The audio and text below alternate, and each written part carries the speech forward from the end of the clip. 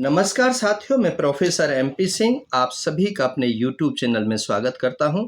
साथियों, आज मैं बताने जा रहा हूं कि सरकारी या नौकरी कैसे मिल सकती हैं और सरकारी नौकरी प्राप्त करने के लिए हमें क्या करना चाहिए।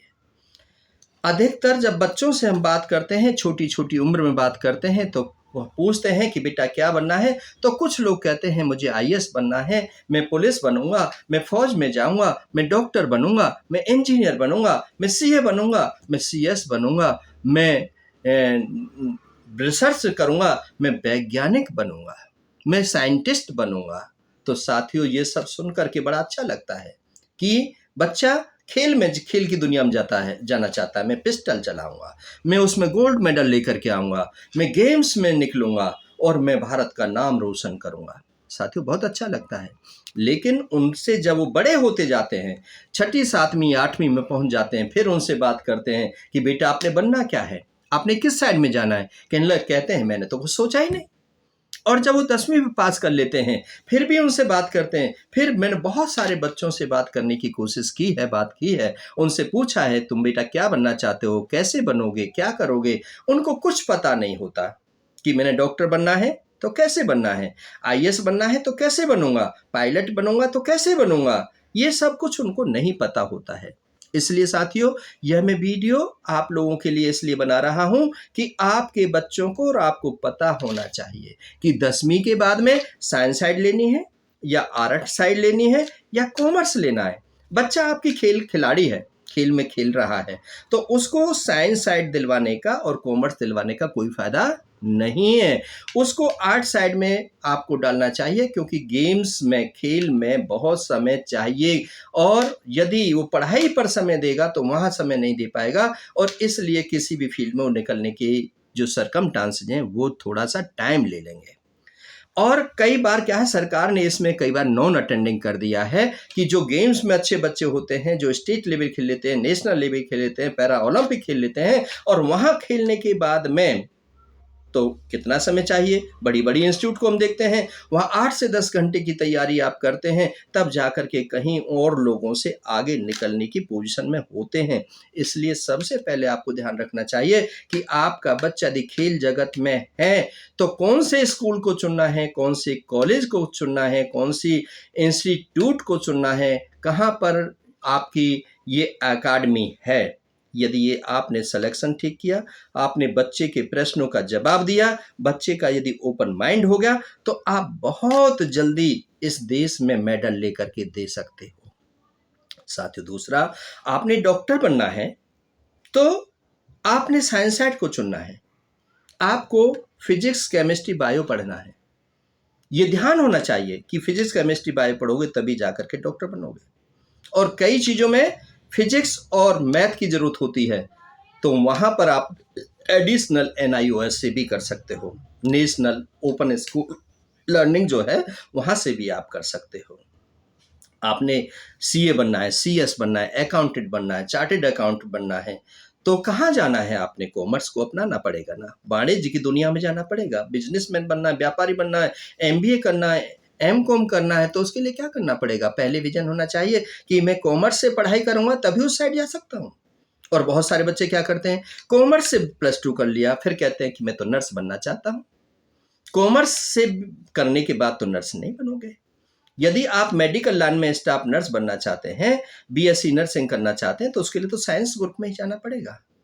इसलिए आपको सबसे पहले 10वीं के बाद में क्या करना चाहिए? आईएएस बनने के लिए, आईपीएस, आईआरएस, आईएफएस बनना है, पीसीएस निकालना है, तो आपको कौन से सब्जेक्ट लेने चाहिए? आपको एमबीए करना है या कहीं पर रिसर्च में जाना है, तो कौन-कौन से सब्जेक्ट लेना चाहिए? सबसे पहले क्या होता है कि जो सब्जेक्ट का चुनाव करते हैं, स्कूल का चुनाव करते हैं, वही बच्चे विनर्स होते हैं। यदि आपको समझ नहीं है, आपको समझ में नहीं आ रहा, कुछ पूछना है, तो 9810566553 पर डॉक्टर एमपी सिंह से आप सलाह ले सकते हैं कि मैंने ये बनना है।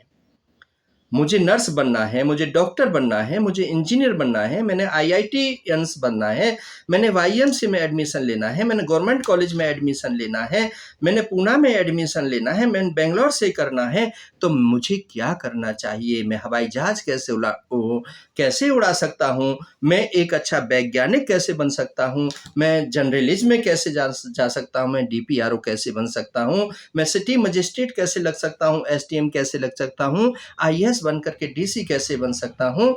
मैं नेता कैसे बन सकता हूँ? अभिनेता कैसे बन सकता हूँ? एंकर कैसे बन सकता हूँ? इन सब के लिए आपको सलाह की ज़रूरत है, एक सही रास्ते की ज़रूरत है। यदि आपने दिल्ली जाना है, तो आपको जीटी रोड्स पकड़ोगे तो दिल्ली 1 घंटे में पहुँच जाओगे, और किसी रास्ते से जाओगे तो टाइम ज़्यादा लग सकता है। तो साथियों, ये चीज़ें बहुत ज़रूरी हैं कि आपको किसी न किसी से सलाह लेनी चाहिए। कोई ना कोई आपका गाइडर होना चाहिए। आप स्कूल टीचर से पूछ सकते हैं, आप अपने माता-पिता से पूछ सकते हैं, जो सक्सेस लोग हैं उनसे पूछ सकते हैं, और मेरे से भी संपर्क कर सकते हैं। मैं आपको गाइड कर सकता हूँ। 10वीं के बाद आपको क्या करना चाहिए? कैसे सरकारी नौकरी मिलेगी? हिम्मत रखो, धैर्य रखो, कॉम्पिटिशन से गुजरना पड़ेगा। और उसके लिए क्या करोगे? आपको उसके लिए एक टाइम टेबल बनाना होगा। टाइम टेबल बना करके 8 से 10 घंटे आपको पढ़ना होगा, और उस टाइम टेबल के अकॉर्डिंग आपको जो स्कूल में पढ़ाया जा रहा है, उसके आपको घर पे आकर के शॉर्ट नोट्स तैयार करने होंगे, अच्छी राइटिंग में तैयार करने होंगे, और उनमें से फिर मॉक टेस्ट आपको देने होंगे। आपका जो भी पिताजी हैं, माताजी हैं, चाचा जी हैं, भैया जी हैं, जो भी पढ़े लिखे लोग हैं, उनके पास मॉक टेस्ट, उनके पास जाएँ, बुक लेकर के जाएँ, और वो उनमें से प्रश्न पूछें, आप उनके जवाब दें। आपको डिप्रेशन नहीं होना चाहिए। यदि आपसे नहीं बताया गया है या कुछ ऐसा है, तो आपको परेशान होने की ज़रूरत नहीं है। फिर दोबारा से तैयार करें और फिर मॉक टेस्ट दें। साथियों, प्लानिंग करनी पड़ेगी, योजनाबद्ध तरीके से आपको ध्यान देना पड़ेगा। आपको गलत लोगों से बाइकाट करना पड़ेगा, जो आपको डिप्रेशन में डालते हैं, जो आपके लिए नेगेटिव सोच रखते हैं। ये तो बन ही नहीं सकता, ये तो कुछ कर ही नहीं सकता, ये तो नाच का भाषण है, ये तो ये अनाप-शनाप प्रकार की बातें कह देते हैं। उन लोगों से दूर रखना पड़ेगा। अपने स्वास्थ्य को ठीक रखने के लिए योग और मेडिटेशन करना पड़ेगा, गहरी नींद लेनी पड़ेगी, तभी जाकर के आप स्वस्थ रह पाओगे। अच्छा भोजन खाना पड़ेगा, क्वालिटेटिव जो भोजन है, क्वालिटी का भोजन है, वो बाहर के फास्ट फूड से बचना पड़ेगा। बीड़ी, सिगरेट, ड्रग्स, अल्कोहल, इन चीज़ों से दूर रहना पड़ेगा। सोसाइटी अच्छी रखनी पड़ेगी, ताकि आपका हेल्दी डिस्कशन हो सके और हेल्दी आपका माइंड डेवलप हो सकते। अपना ऑल सराउंडिंग डेवलपमेंट की बात करनी पड़ेगी, स्वास्थ्य को ठीक रखना पड़ेगा, नेचर के नज़दीक रहना पड़ेगा, गुरुओं की बात को मानना पड़ेगा। ये सारी चीज़ें, इसके लिए अब सरकारी नौकरी निकलती कैसे हैं?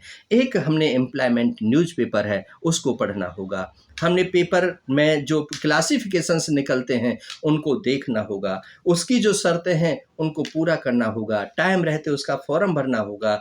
एग्ज़ाम की जो डेट आती है, उससे पहले तैयारी करनी होगी। तैयारी में कोई दिक्कत आती है, कहीं आती है, तो आप फिर मेरे से 9810566553 पर संपर्क कर सकते हैं। मैं हमेशा ऐसे लोगों के साथ हूँ, जो आत्मनिर्भर बनना चाहते हैं, जो सेल्फ कॉन्फिडेंस को रखना चाहते हैं, और कुछ न कुछ समाज और सोसाइटी को देना चाहते हैं। साथियों, सब कुछ आसान है, कुछ भी मुश्किल नहीं है। मैंने सब कुछ अपने जीवन में सेल्फ मेड हूँ, सब कुछ अपने आप किया है। गड्ढा खोद करके मैंने पानी पिया है, इसमें कोई दो राय नहीं है। जिस सड़क पर मिट्टी डाली है, उसी सड़क पर गाड़ी चलाई है। साथियों, ऐसा जीवन बहुत आसान है। जिस दिन आप मेहनत करना शुरू कर दोगे, एक अच्छे विश्वास के साथ शुरू कर दोगे, एक अच्छी सोच के साथ शुरू कर दोगे, एक अच्छे रास्ते के साथ शुरू कर दोगे, एक अच्छे लोगों के साथ शुरू कर दोगे, सब कुछ आसान हो जाएगा। सरकारी नौकरी आपकी मुट्ठी में होंगी। कोई ऐसे बिल्कुल भी डरने की, घबराने की या किसी को रिश्वत देने की कोई ज़रूरत नहीं है। साथियों, इन सब बातों के साथ में मैं आपका धन्यवाद करता हूँ और आपको बधाई देता हूँ। आपके उज्जवल भविष्य की कामना करता हूँ। यदि इन टिप्सों को आपने अपनाया, आत्मसात किया, तो मैं 100% गारंटी देता हूँ कि आप मनचाही नौकरी आप प्राप्त कर सकते हैं, और जो मन में ठान रखा है, उसे आप पूरा करके ही रहेंगे, इसमें कोई दो राय नहीं है। बहुत बहुत शुक्रिया, बहुत बहुत आभार। जय हिंद, जय भारत।